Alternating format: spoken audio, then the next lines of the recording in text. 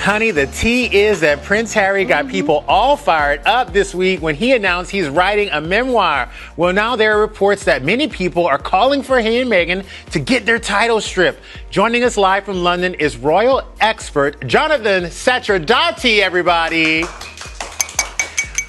So the people have spoken. They are over Harry and Meghan using the victim card. What is going on here? Well, listen, plenty of people are fed up of hearing from Meghan and Harry that they are life's eternal victims. They live in a $14 million mansion in Montecito, albeit with the rescue chicken coop. But they haven't got much to complain about compared to most people. I'm not meaning to be too unsympathetic. Prince Harry did have a difficult upbringing, and it may make for interesting reading in that biography that he said he's going to write. But people are sick of hearing complaints from them. They've been dubbed Ginge and Whinge here in the UK. No. Man, the Brits really have a way with words. Yeah, well, it's good branding. It's good branding. Great branding. That's good. Well, but if they really lost their titles, could that backfire on them and maybe allow Harry and Meghan to reveal even more secrets about the royal family? Oh, that's a good point. Well, I think there is that problem, which is that it's unlikely that the Queen will take away their titles, not only because of that. I don't think she's vengeful or spiteful, but I think there are obviously problems going on within the family, like there are in anyone's family. But they're putting it out there so publicly. They said they wanted a quieter life with less press and media intrusion, and then they went and told Oprah everything. So you do have to ask yourself if actually what they're after is more and more attention, and anything the royal family does to combat that is only going to backfire on the royal family too and give them that increased attention. Now, you made a great point. I don't think Gam Gam is vengeful, and we know that Harry is Gam Gam's favorite. Yeah. But Prince Charles could be stepping into that monarch role, pretty soon. Would he do it? Do you think he would have the nuts to strip them of their title? No way. American. Listen, Harry has spoken about his relationship with Prince Charles, which was anything but easy growing up. And remember that Harry did have it tough growing up.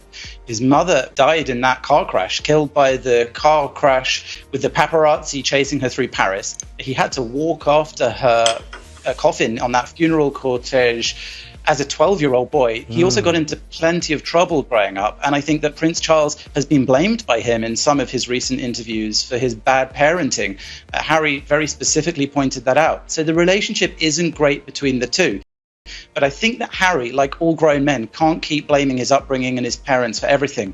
Let's not forget that this guy who's set himself up as a paragon of anti-racism once dressed up as a Nazi in a party and once addressed one of his army colleagues as a racist word for Pakistani. So Harry himself isn't innocent of racism. Harry himself isn't an innocent soul. There was that strip party in Vegas that he was even pictured in. The guy's gone into plenty of trouble himself and doesn't need to keep blaming his family. Shots fired this morning. Whoa. But you're absolutely right. Those things do come up. They do come up. Time and time again. The thing I always think about Harry, though, is that, do you remember when he was in his party boy phase and he was all happy and everything? He was like the happy-go-lucky one. He just seems so depressed for the last decade. It has. I think it's a toll to be a part of the royal family. Am I wrong? It takes a lot of work mentally and physically. I think it is very difficult to grow up in those sorts of circumstances, and I don't want to be totally negative or unsympathetic about his situation. I just think that some problems are best dealt with quietly and in private, and I'm not sure that if you have problems with your family or your upbringing, you necessarily need to go on Oprah Winfrey or James Corden or write a memoir about it or any of the other things that they're doing in order to keep themselves in the press. Sometimes the best approach is just to do it quietly behind the scenes and try and have a nice life. That's what they said they wanted to do over there in the state. Look, but certainly they're keeping themselves in the public eye. Jonathan, you're a straight shooter. I love how blunt you are. I love that you don't mince words.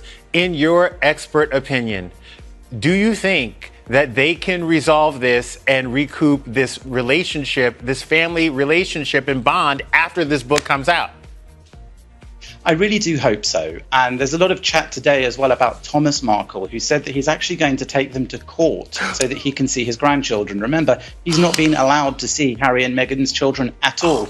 And the reason I mention that is that there are these difficulties going around between them and their family on both sides. So I hope that despite the book, despite it being published in the Queen's Platinum Jubilee year, which will detract from her special celebrations.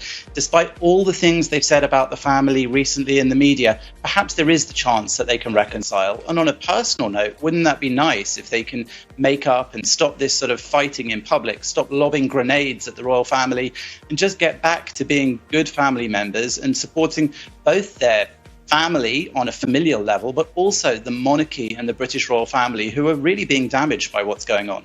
Oh, well, this is turning into episode Amari. Jonathan, thank you so much for joining us. We really appreciate it. Great to be with you. Have a good day. After the